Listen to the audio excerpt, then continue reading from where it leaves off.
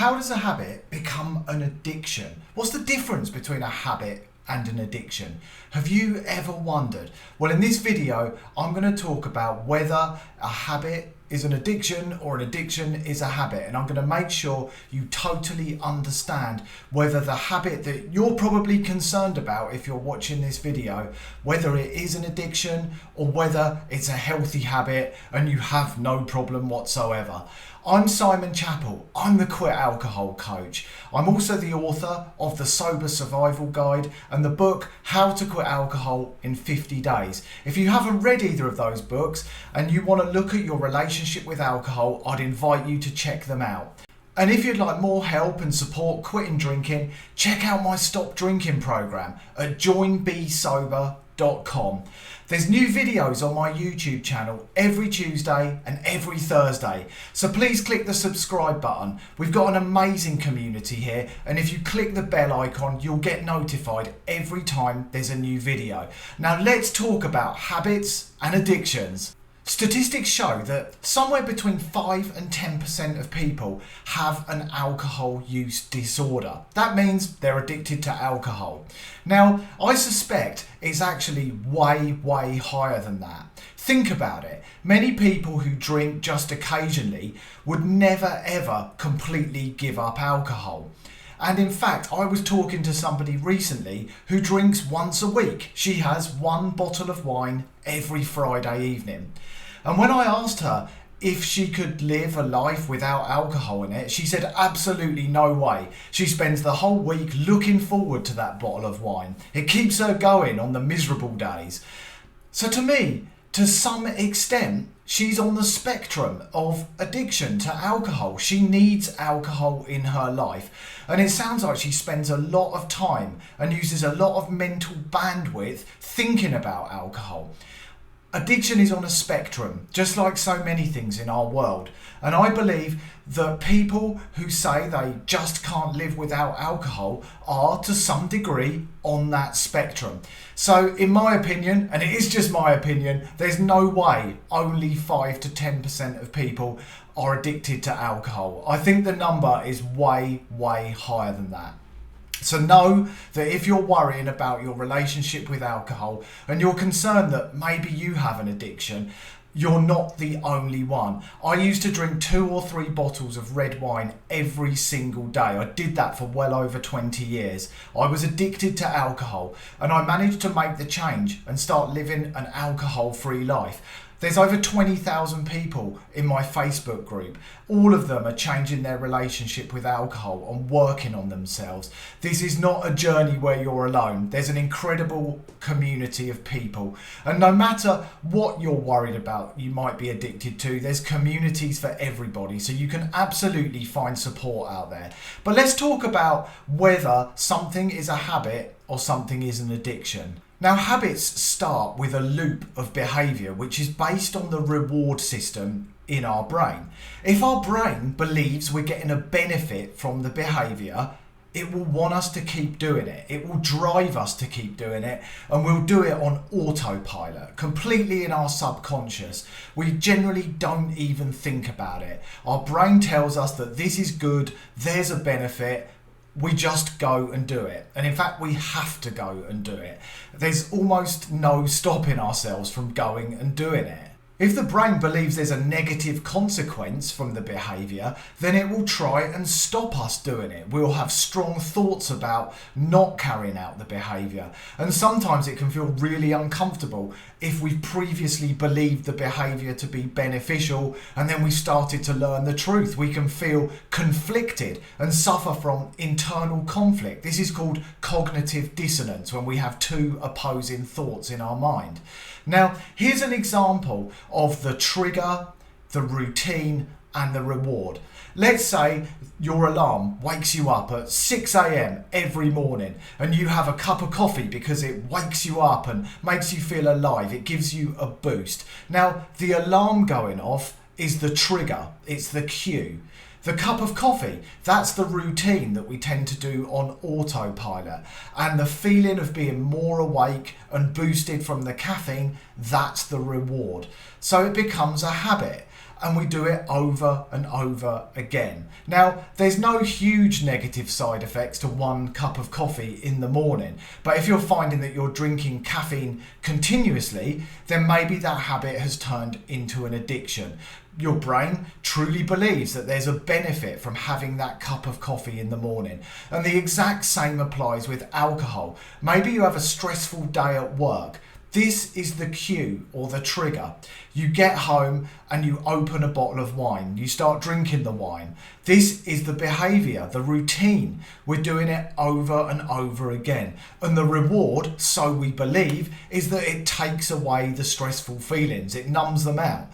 Now, alcohol is a drug. Of course, there has to be some kind of upside. And the upside is that it numbs us out for maybe 60 to 90 minutes. But after that, it really isn't a stressful situation. We tend to find that we drink too much, we do things we regret. Personally, I would be rude to people, I would say and do things that I wish I hadn't done.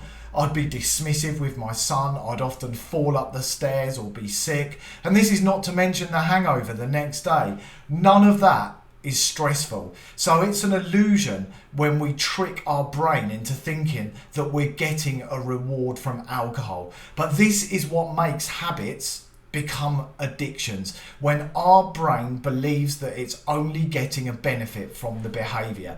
So you need to ask yourself what your beliefs are about alcohol or any other type of addictive substance. Do you believe you're getting a benefit from it? Because if you believe you're getting a benefit from it, that's an area that you need to work on by truly exploring your beliefs. I used to believe that I couldn't have fun without alcohol. I couldn't relax without alcohol. I believed that alcohol eased my anxiety and helped me unwind, and it allowed me to shut off at the end of the day.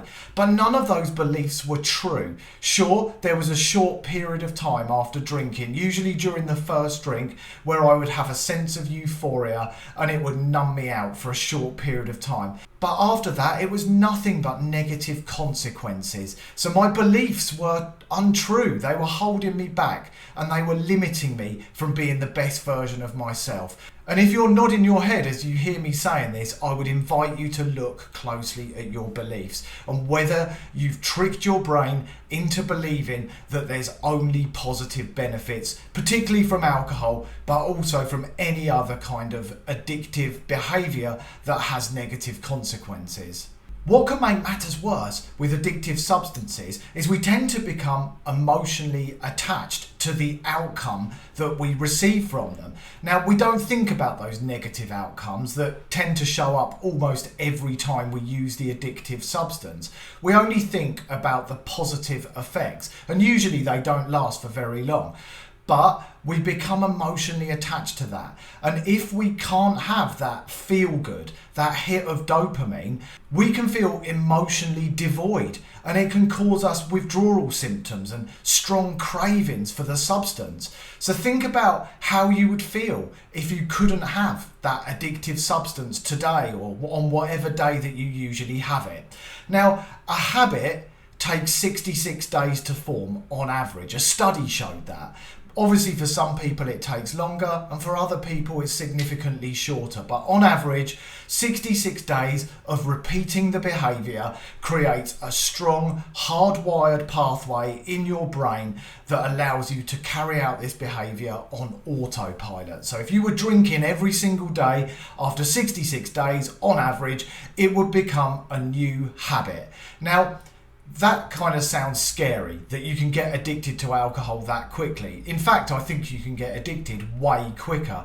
And in terms of drugs, there are some drugs you only need to take them once and you'll be addicted. However, the good news is that if it takes 66 days to create a habit, that's how long it will take you to create a habit of living alcohol free. And of course, there are some challenging times at the start when you have to face into the difficult feelings, and you might have cravings coming up, you might have unstable emotions, your sleep may be disrupted for a short period of time. But as you move forward, all of that fades. things get easier and life starts to feel good. You're no longer thinking about this substance and using up numerous hours every day, wondering when you can have a drink, wondering what time you should go to the shop to buy the wine, and wondering what time you can start drinking and how much you can have. None of that. I actually spent more time thinking about drinking than I did actually drinking. And believe me, I spent a lot of time drinking too. So it was using up huge amounts of my mental space and my capacity. By not having that around, I freed myself up. I became lighter.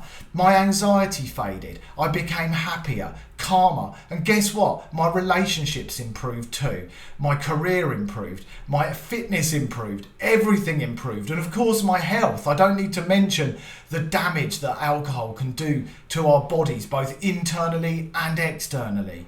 The more we continue to run on autopilot, the more we start to put the addictive substance in front of the most important things in our lives. I used to put wine in front of my wife, in front of my son, my career, my health, you name it. I had to have wine every day, and I would do whatever it took to make sure I had it, even if that meant doing something that was at the detriment of my relationship with the people that I really, really loved. So take a moment to think about your own relationship with the addictive substance. Do you put it in front of things that you would really rather not put it in front of?